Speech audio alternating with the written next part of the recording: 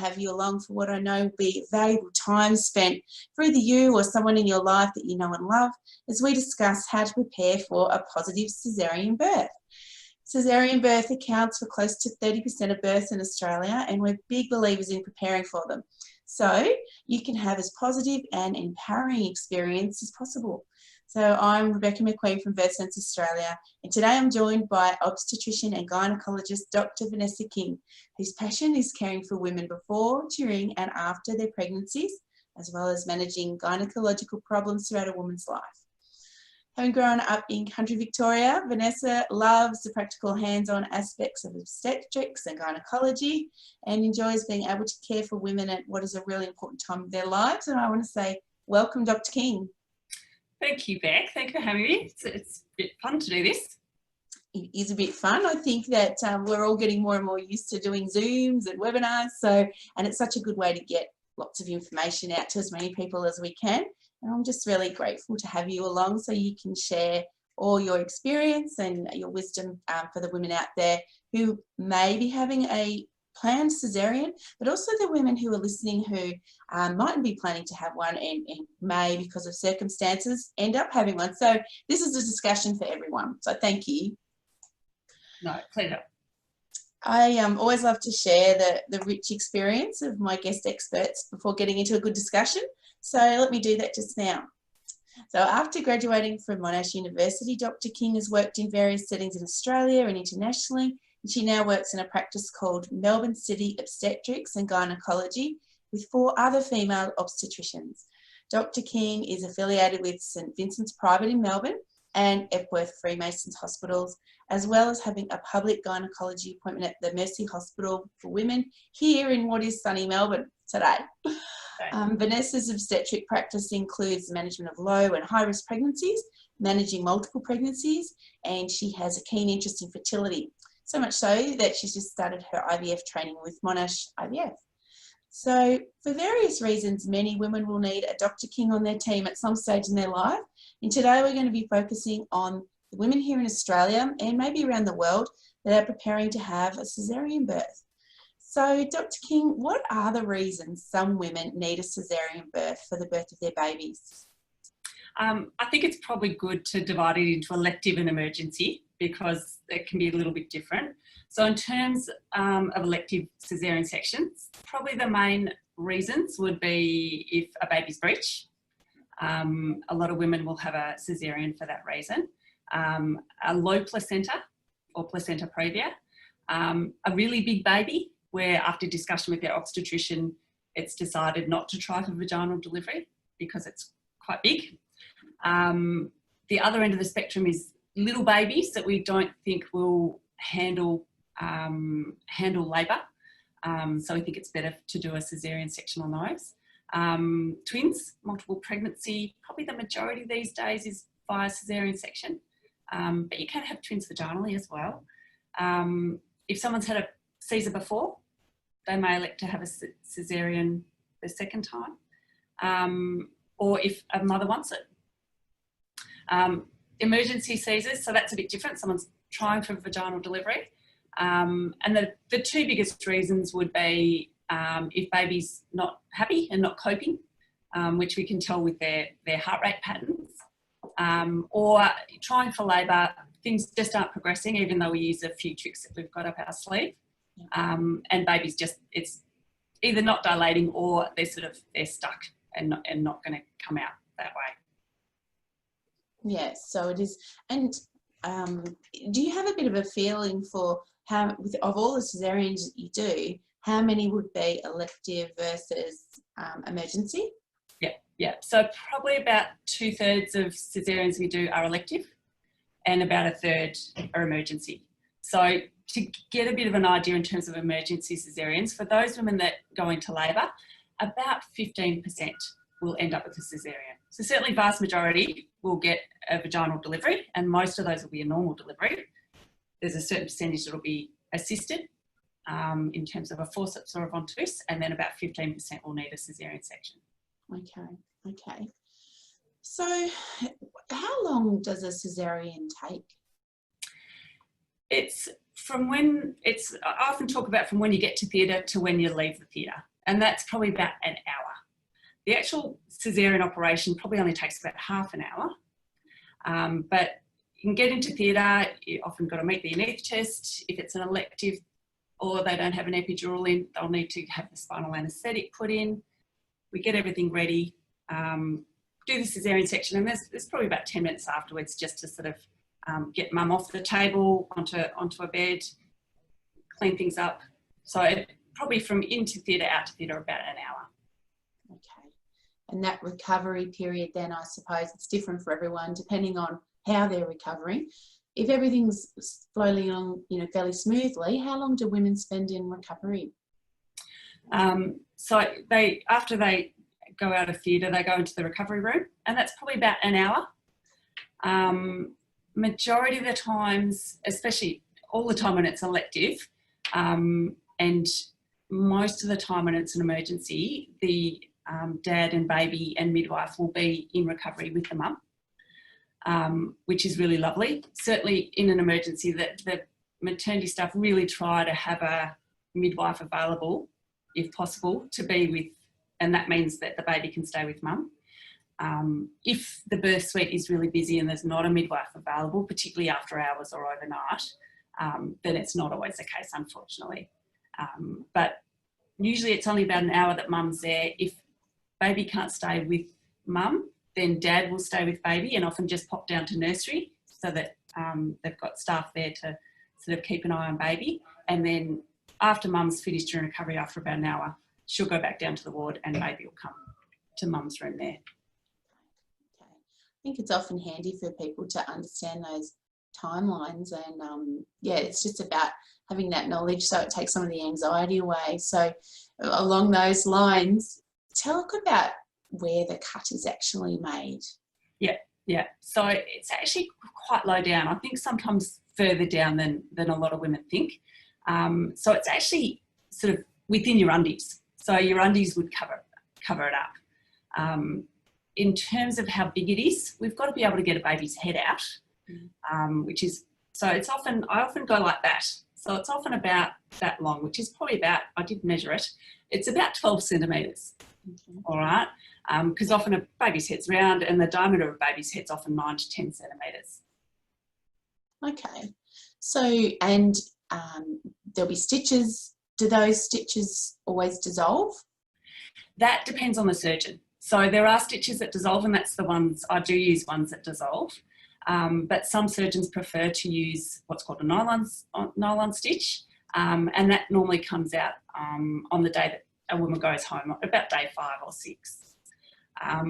Some also use staples. There are staples that dissolve. There's not very many that would use staples that have to be taken out. Okay.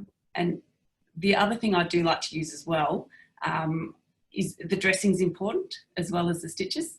So the dressing that I use at the moment is a really good one in terms of scarring, I think. It's one that, it's a bit of a tape and glue, which sounds a bit domestic, but it's a great tape, and then it's glue, a bit like if a little, kids or anything do a little cut and they put glue in that cut instead of a stitch.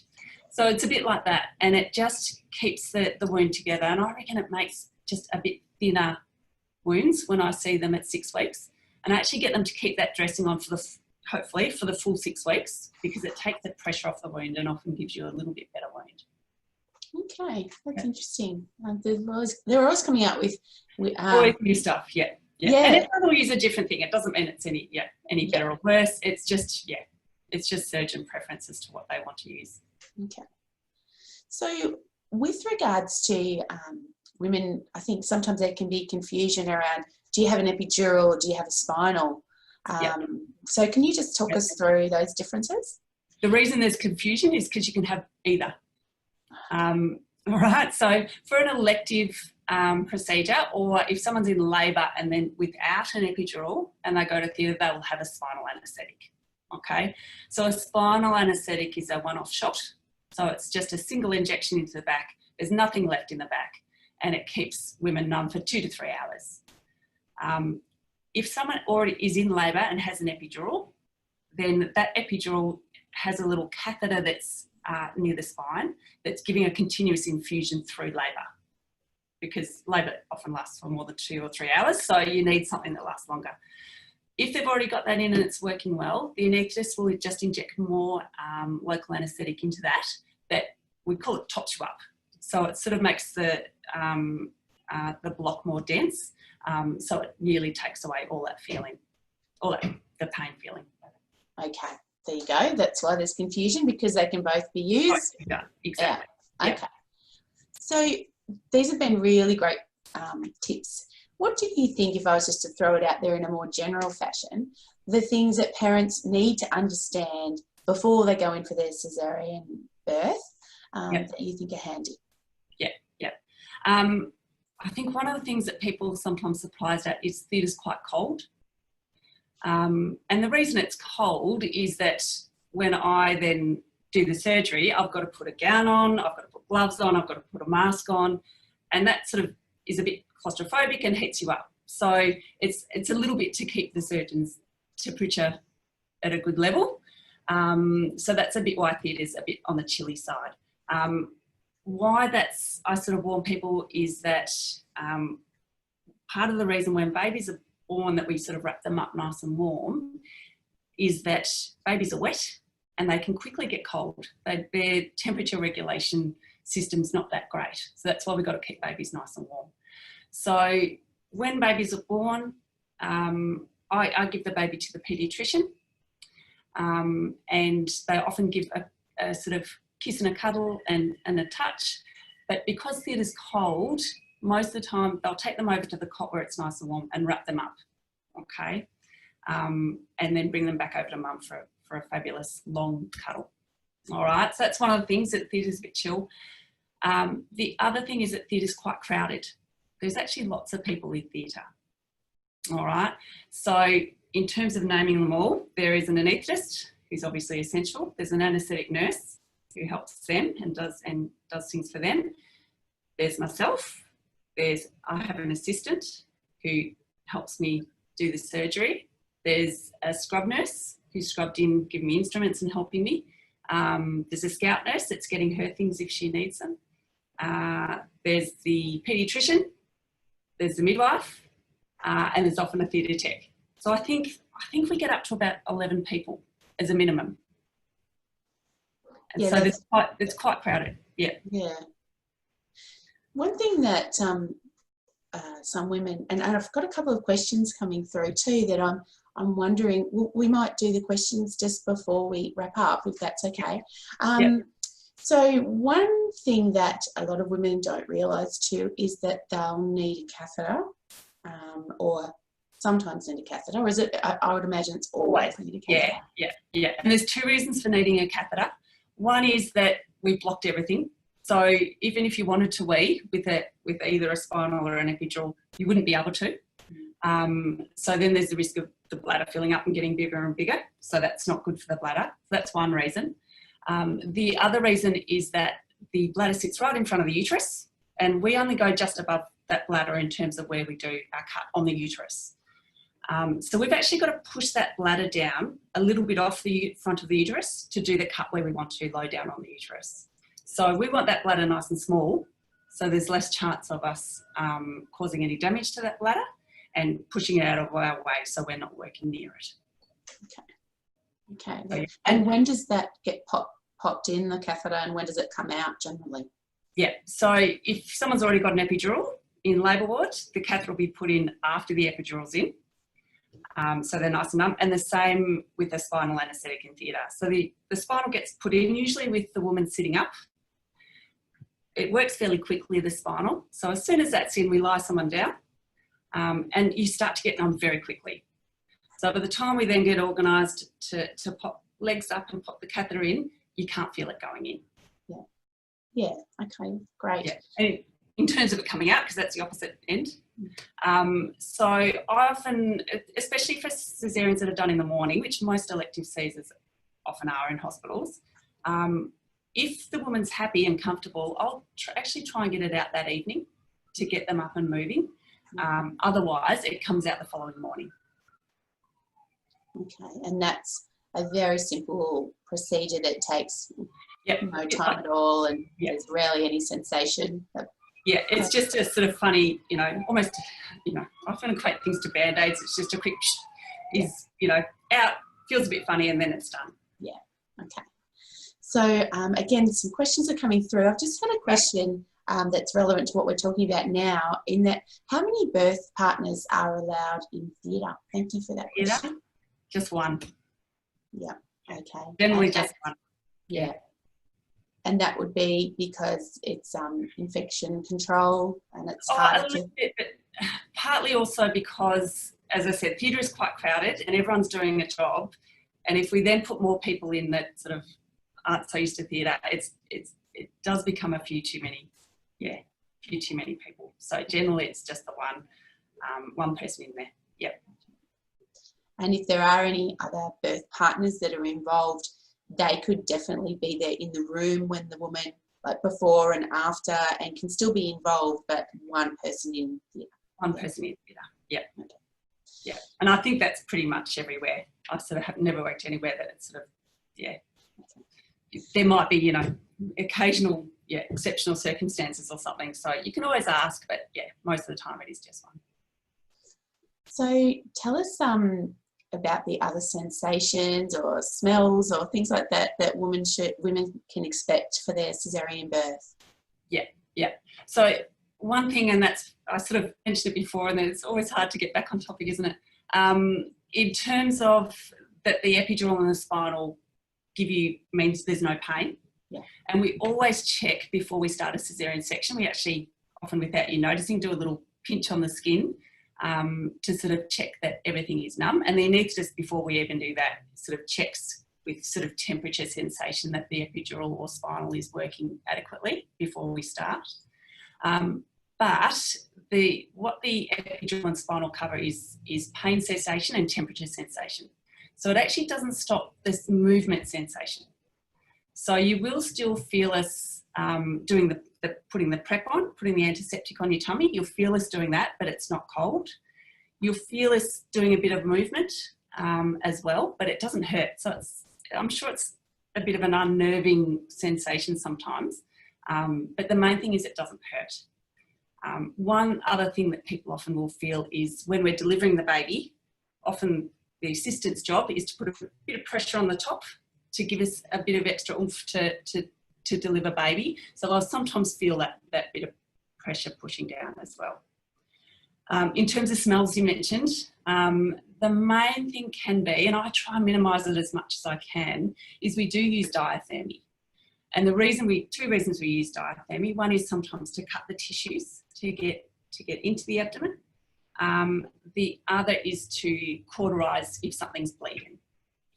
The hospitals I work at now do have an extractor attached to that instrument to take away the sort of smoke and smell it's generated. So I'm finding it's not as bad, but it can be a little bit odd because it does smell a bit like burning tissue because that's what's happening. But it is there for a reason, mainly to stop bleeding. Yeah, that heat seals off the vessels, and again, it's about knowing that there's nothing wrong, that's very standard, all's well, and I think that gives women a lot of reassurance to have that information. So are there any other, I once had a woman say to me, it felt a bit like someone was washing dishes in her stomach, and I thought, oh, yeah, that's an interesting thing. Often we say the other thing isn't the noise actually. So, and the noise of the suction trying to suck up some of the amniotic fluid. So when we open the uterus, so we do a cut on the uterus and open it up. In doing that, we break the membranes and break the waters. And with some women, there's a lot of fluid comes out.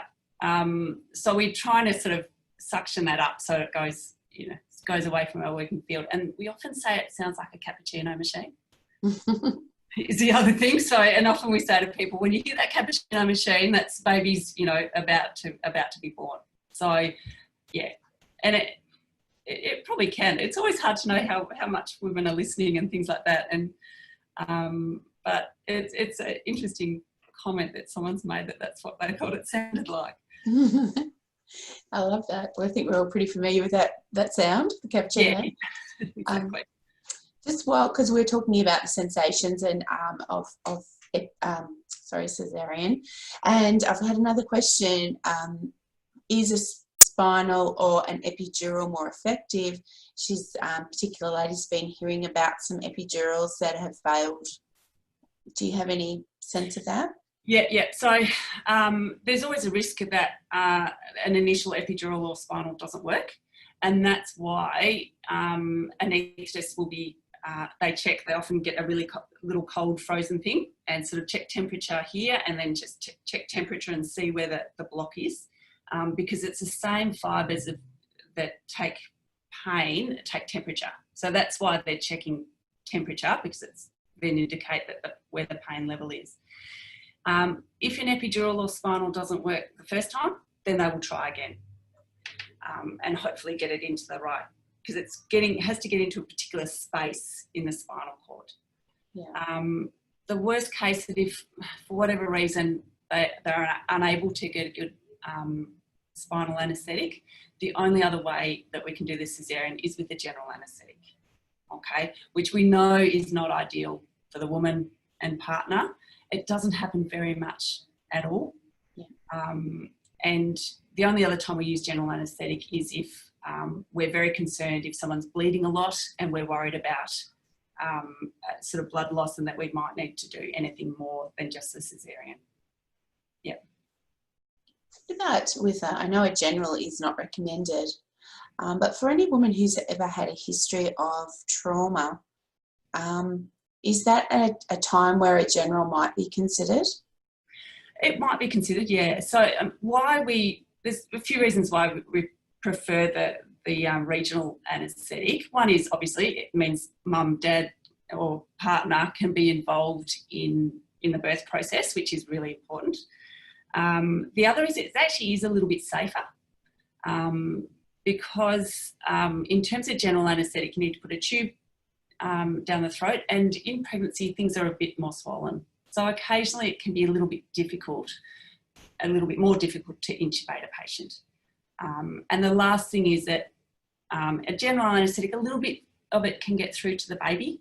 And so sometimes babies at general anaesthetic can just come out a bit sort of floppier and a bit more stunned, but they're usually always fine. But for that reason, once the general's done, we try and get the baby out fairly quickly, so to reduce that chance of a baby being a bit stunned. Yeah. Yes. But if a general anaesthetic's needed, it's needed. Yeah. Yeah, but it's really rare. Yeah. So, what's my next question that we've got some more coming through, and thank you so much for people that are asking. Can you see the questions yourself? No, I'll probably need to click on something there. Yeah, there'll be a little Q&A. Yeah. Got it? Yeah. So as we're going along, you can see those questions yourself, and if it ties in with what you're talking about, you can draw on that, and we'll get to the questions at the end that we haven't got to. So I guess the question I'm asking are what are the risks of major complications with a caesarean birth? Yeah, really, really, really low. In terms, there's two things. There's the anaesthetic, and the incidence of a major complication from the anaesthetic is extremely low. You'd probably have more of a chance of being involved in a significant car accident than having anything happen at a spinal anaesthetic. There are some more minor complications that can be temporary, and the commonest one is where they call it a dural tap, and you can end up with a significant headache afterwards. And if that happens, then they can then do something to try and sort of patch up the little leak that's happening. So that doesn't happen very much, but every so often it does. But that's what we more call a minor complication. In terms of the surgery part of it, again, very low complication rate. And I sort of talk to women about the chance of bleeding and needing blood transfusions. But particularly in an elective caesarean section, it's actually less chance than if you have a vaginal delivery. The higher chance, though, is if you have an emergency caesarean. So that's one. Infection risk is really low, and we actually give some antibiotics during the caesarean to reduce the chance of infection with the mum. Damage to other things in your tummy is also really rare. Bladder, as I mentioned before, if we do damage the bladder, and by that I mean put a hole in it, which sounds awful, but it's actually very easy to repair a bladder. And then we leave the catheter in for longer to let it heal for about sort of 5 to 7 days. And there's usually no long-term problems from that. And the last one that I talk to women about is clots in the leg, so DVT. And again, to try and prevent that, we put really tight stockings on. We give little injections once a day until you go home to prevent clot and get you up and about. So that's why it's actually been shown in a bit more recent evidence that getting up and moving is actually good for pain. So it's good for pain, it's good for preventing clot.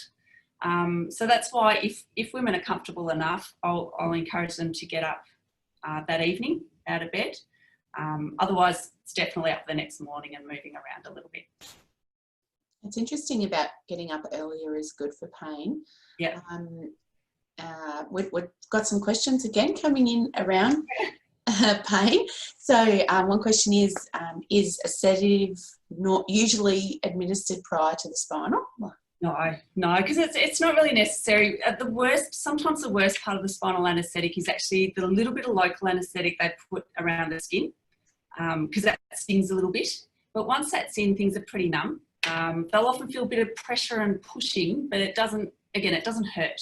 Okay. And we always warn people that the antiseptic that's put on the back is really cold. So sometimes that can be just to warn people, otherwise they sort of get a jump in fright when the cold anaesthetic's put on. But no sedation, because we want you to be awake and present in the caesarean, so we don't want to give any sedation. Yeah, that's right. And when your baby's born too, you want to be present and doing everything you can to be bonding rather than a little bit groggy. Absolutely. And I mean, in terms of, to give it an idea of timing as well, from when the spinal anaesthetic goes in and then the catheter goes in, and then we quite quickly prep the tummy and put drapes, sterile drapes and things on, and then baby's out within 10 minutes. So it's quite quick till you get bubs, which is quite good, because especially for those women that, you know, are a bit anxious and, you know, not coping that well, because it's an odd environment and sometimes an odd thing to have done, because you're sort of centre in the theatre, you're lying down, you can't move because your legs are numb. But I find often once baby's out, it's a completely different feel for the woman, because they've got a fabulous distraction, and they often sort of feel a lot better once baby's out. So that's actually the quick bit, is getting baby out. And then it takes about 20 minutes then for us to put everything back together. And in that time, they're often having a good cuddle with baby. So they've sort of got that fabulous distraction. And I'd imagine they've got their baby, that there's still that feeling maybe of a bit of tugging and pulling, but it shouldn't be painful. And if it is, say something. Absolutely. Yeah. You would have said something before then, I'm sure. But that's still that pulling and moving around can still be occurring. Yeah. Okay. So while we're talking about pain relief, what's the pain relief that is usually provided? Asks another attendee post-surgery. And are there alternatives to morphine? Look, generally I leave the anaesthetist a bit in charge of this, but look, the commonest regime would be an underlying regular Panadol and an anti-inflammatory regularly, and then on top of that something stronger, which the commonest is endone. Usually only use morphine if that's sort of not giving adequate pain relief. So, you know, as in a sort of, you know, one-off shot of morphine. So it's actually more endone that's used initially. And then we tend to move down to Tramadol, which is sort of in between sort of Pandine Forte and endone. So it's sort of that step down. Sometimes doesn't make you quite as groggy. So that would be the commonest regime. People often underrate the background Panadol, the 4 to 6 hourly Panadol, but it gives that fantastic background relief, doesn't it, that you can step down and be covered? Absolutely. It's really important. Yeah. And it's often just that first 24 hours that people feel a bit fuzzy in the head. from the analgesia, because then the subsequent 24 hours I don't need quite as much. It's sometimes a difficult balance between getting adequate pain relief and that fuzziness in the head. Yeah, so we do understand that. What was the other thing I was going to say? I was about to say something that I forgot. Anyway. Because I keep throwing you off with the questions that are coming in. Sorry. Yeah, right. Oh, that's what I was going to say. So in terms of the pain relief, we sort of want it that when you're sort of lying still in bed, that it doesn't hurt, but you will feel it and have a little bit of pain when you get up and move around, and that's normal. Yeah, yeah. So, yeah, that getting out of bed, sometimes women can feel nervous and maybe reluctant to do. Yeah. But what you've said before about it's been shown that getting up and moving around is better for your pain, that might be some motivation to go, okay, I know this is for the greater good, the longer haul of the recovery. So that's really good information too. Yeah. Thank you. And I think extending on to that, because our population is younger and generally fairly fit, I find majority of women say, I recovered better than I thought I was going to. I think there's sometimes a message out there that Caesarean, you'll be, stuck, you won't be able to move, and there's sort of a lot of negative stuff about recovery post-Caesarean. So I think majority of women find it's not as bad as they think it's going to be. Yeah. Yeah, the lead up can be more anxiety producing than the event itself. Yeah. Yeah. So, and again, we've got some more questions coming through. Thank you. Keep them coming, and we'll get to them as we can. I know that Dr. King has got some more patients to see, so we're going to keep going. I want to talk to you a little bit about immediate skin-to-skin contact, because that's been getting a lot of research behind it about the benefits. How does skin-to-skin, immediate skin-to-skin, and a Caesarean birth work together? Yeah. So we sort of touched on a little bit before in terms of what happens. So when baby comes out, and I do that quite slowly, because often the anaesthetist or the anaesthetic nurse or midwife or someone will have taken the partner's camera, and you actually get some fabulous photos at Caesarean section, I think. A lot more than you do in vaginal delivery, because everyone's, there's other stuff happening. But you often get really good photos, and I just take baby out nice and slowly. And I find that the theatre lights give fabulous lighting just on baby as well. So you can actually end up with some really moody, fantastic looking photos. That one you posted on Instagram was fantastic. It was good, wasn't it? Yeah. So I'll get baby out, and then we'll usually drop the curtain and show sort of mum and dad baby, and often let them see if it's a boy or a girl, if they don't know. I think that's really important, that they look and know first without anyone announcing it. Because often we do have a little delay for the cord clamping, so we can do that delayed cord clamping at a Caesarean section as well. Oh, okay. Yep.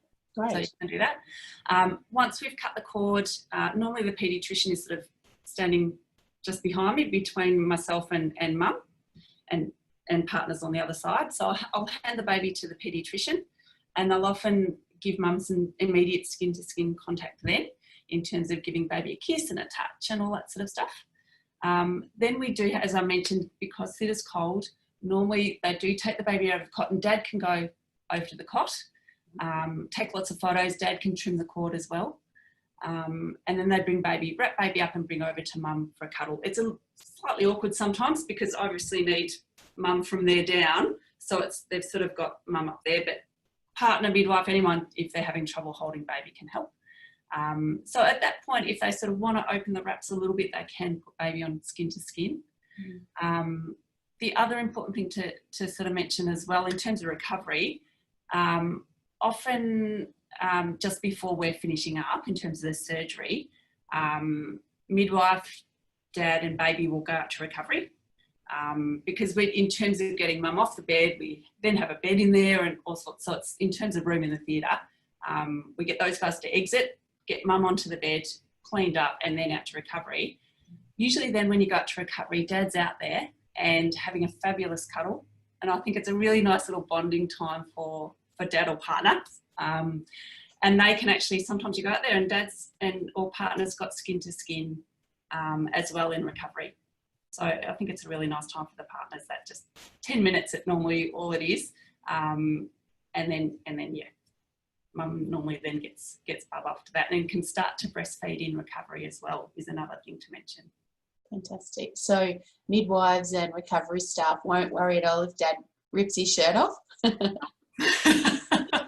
Good one. Or even if they wear it buttoned down, maybe, and they can. Whatever if they can think of it appropriate if they want to, but no. And you've got to remember, sort of theatre staff midwives, we're all used to, people in all sorts of states of undress. So, nobody's fazed by that. Yeah, brilliant. So I'm just having a little look down here. Just, again, about a spinal. Can you move your arms after a spinal? Yeah, absolutely. So you can move your arms the whole time. So it's really sort of from just under your boobs, really, in terms of there down is numb. So up the top, you got all feeling, all movement.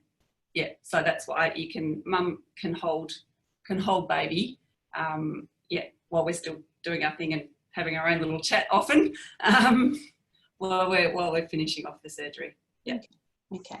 So you've mentioned a fair bit about what parents can expect in recovery, in the recovery period. So in recovery itself, you can expect to commence breastfeeding and you can have the skin-to-skin contact. Is there anything else about recovery itself that you think is worthy of mentioning?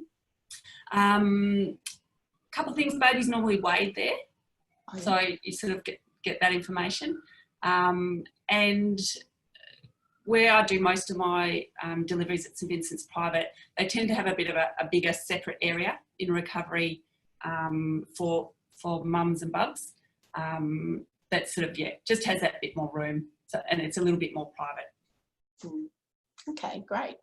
And what about after you've come out of recovery? And then we're going to talk about what can women expect. You've said before that it's often not as bad as what they think. What are the important things that you think women should know, or say the 6 weeks post? Yeah. So a common question is driving. And people think it's 6 weeks. It doesn't have to be. I often say to women, look, it can be individual for different insurance companies. So it's sometimes worth asking them what they want. But the main thing in terms of driving, it's not that you can't actually physically drive. What we are concerned about is your ability to brake quickly. So if you're sort of, potentially going to be in an accident if you don't brake quickly, that's the issue. And in terms of braking quickly, if you think about the movement you do with your leg, you use your tummy muscles. And that can in doing that can give you a sharp pain. And if you then hesitate, that's the issue with driving.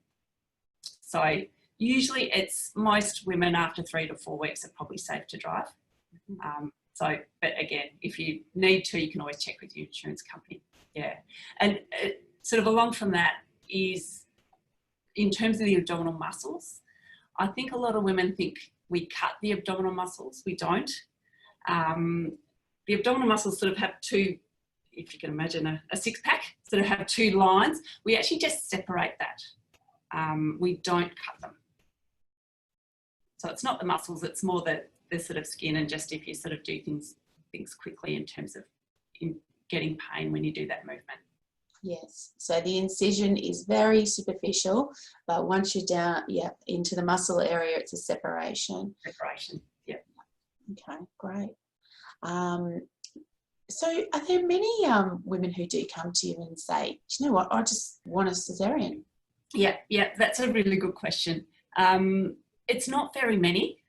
And my normal sort of way that I deal and look at that is ask them why they want that cesarean section. And is it just a fear of an epidural, or is it a fear of the pain, or sort of what is the reason they want it? I think it's an absolutely reasonable request, because you do see not such good outcomes in terms of, sometimes pelvic floors or tears with vaginal deliveries. So I think it's an absolutely fair request. I always go through the pros and cons of a caesarean section versus a vaginal delivery. And I give them written information about that and about caesarean section, so that it becomes an informed decision, which I think is really important that they understand that. The other thing is that if they want to have a caesarean section for their first baby, I sort of point out that please don't turn around and want to try vaginal delivery for the second, because it's actually riskier because you've got the scar on the uterus. So if you're going to try for vaginal delivery, it's best to try on the first one because we have a few more things that we can do to get labour happening if it's slow, whereas we don't always have those options if you've had a caesarean section already. Okay. If you need an elective caesarean for the first one for you know, a reason where you have to, such as a low placenta or breech, absolutely you can try for a vaginal delivery in the second one if you want. That's absolutely fine. The other thing I probably wanted to say in this conversation as well, because sometimes there is negative stuff out there about having a caesarean section, and sometimes women feel that they have failed, which I think is awful, because if it really wanted a vaginal delivery and ended up with a caesarean section. And I really dislike that notion out there that it's somehow a failure. I like to think about and remind them what was the reason that it became pregnant. And obviously that answer is to have a baby and have a healthy baby. So I think sometimes we lose that perspective of what was the reason we became pregnant. And yes, everyone can have a different journey of how they get there, but in the end, that doesn't really matter. It's getting that baby is why we do all of this. Yeah, and it's healthy mum, healthy baby, and that's in every way, isn't it? Not just physically, it's emotionally and mentally as well. And when women come away with a feeling of failure, mentally and emotionally, they're really knocking themselves around, and that's really sad, and something I'm very aware of can happen. So taking that whole did you pass or did you fail paradigm away will do a very good thing for women's mental health, I think, going forward into motherhood. Yeah, and that's why, I mean, I think that's why we sort of called this positive caesarean section, because that's really what I do try and make it. It's a happy operation. You get a good outcome, you get a baby out of it. It's not like other operations that I do where we're just removing a tumour or, something else like that. It's a happy operation. So I really try and I think all theatre stuff do. It's a different feeling in theatre for a caesarean, because it's a happy operation, and, it is one of those lovely operations to do, because you get something positive out of it. Yeah, I could imagine the feeling in theatre is quite happy and joyful, and it's lovely to think that everyone else is enjoying it too. So not just mum and dad are excited, but the staff as well. Yeah, it's absolutely true. It is. It's lovely. Yeah. So I've got just a couple of quick questions because we could talk for so much longer. But no, it's been easy to get to sort of talk. Yeah. Just to set that scene in theatre, do people bring their own music in? Look, you can if you want to. You can try. It's often the anaesthetists that tend to control that. But certainly, if you sort of wanted to bring it, a little speaker on your phone in and have your own music, that would be okay. Yeah. Mm-hmm. Yeah, some anaesthetists have their own music, and I do know one particular anaesthetist who, when he sees it's a boy or a girl, has a playlist for a girl and a playlist for a boy, which quickly runs through all sorts of girl power songs and then otherwise boy songs. It's always a bit funny. So talk to the anaesthetist about that if you're wanting to go down that line. Yeah. Okay. I'd love to see that playlist. So, and what about doing preparation for caesarean birth? Do you think that it's a good thing to be doing something along the lines of mindfulness or relaxation skills to use in the operating theatre? Yeah, absolutely. Yeah, you can employ all those things, especially if you sort of do have that feeling a bit of anxiousness leading up to it. Because we completely understand it's a foreign environment for patients. They've never been into a theatre before. They're awake. There's a lot of stuff happening around them. So I think an important thing would be to just concentrate on the main people, which is the partner, the anaesthetist, midwife, and myself. Mm-hmm. Okay, because I can actually talk to them over the drape. So I think if you concentrate on those main people and sort of just leave the others as peripheral and they're doing their job, but don't worry about them, that can help. But yeah, if you think you're going to be sort of a bit anxious, absolutely. You can use all those mindfulness things to sort of calm down. Yeah. Yeah. Yeah. I think they're great skills for everything in life, but for birth, for all sorts of birth. It doesn't just have to be this idea of you only do it if you're going to have a natural birth, whatever that means to people, their own definition. So, yeah, I think that they're never wasted if people have gone and done those sorts of skills. Yeah. You can apply them to anywhere that and any time you're feeling anxious. Exactly. I know I do. Yeah. Yeah. Yeah. And look, one other little practical thing, in terms of preparation for a caesarean, if you know you're going to have one, if it's elective, is a lot of women we suggest, because the pubic hair, because that cut is quite low down, if you haven't waxed it, so my suggestion is to sort of wax a strip off the top, because if you haven't done that, then we actually do need to shave it, and it's sometimes it's often the midwives or the theatre techs do it, and they're probably not beauty trained, so it's an idea to sort of get that top little bit waxed off. Yeah, and regrowth isn't such a problem. Yeah, if you can delay that by waxing rather than shaving, then that's not a bad thing. Yeah. Excellent tip. One more question that someone's asked me once, and I would love to hear your answer. Can people wear makeup to a caesarean for those shots? Absolutely. You want to look your best, especially if you haven't had to go through labour and look a bit, dishevelled. No, absolutely. Yeah, you can wear makeup. That's not a problem at all. Yeah. And in terms of photos, look, you do tend to get lots because, the anaesthetist midwife will take the camera or the phone and take lots of photos, and, photos of you cuddling baby with dad in there as well. I try to photobomb those ones sometimes just for a bit of fun. It's plenty of photos. So, go for your life and look your best. This is so first world of me to ask this, but can you wear toenail polish, or do you need the fingers and toes still clear for checking perfusion? No, you can. Yeah, that's absolutely fine. Mm-hmm. Okay, well, I'm just looking at the time, and I know you've got people waiting to see you. Yes. So I just want to say thank you, because what you've shared with us today is just such valuable information. And I know that there's some real pearls of wisdom in what you've just shared with us that are really going to help parents feel more prepared and empowered for their caesarean birth. And I just want to really thank you for that. No problems at all. Pleasure joining you. It was actually really good fun. It was the first time I've done this, and it was great. Let's do it again.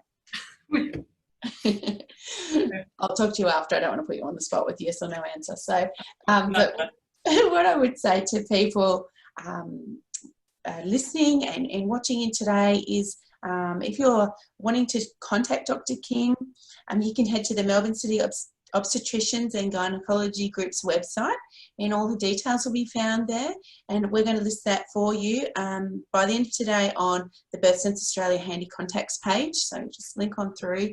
And I just wanted to say thank you to you all. If you've listened in today, there's a couple more questions there we didn't quite get to, and what I'll do is I'll just send Dr. King an email and get your question answered, and I'll pop it on the Facebook page that we have, so you can just keep an eye out for that. And if you want to tag me, I'll tag you back so you can see that answer and not miss it.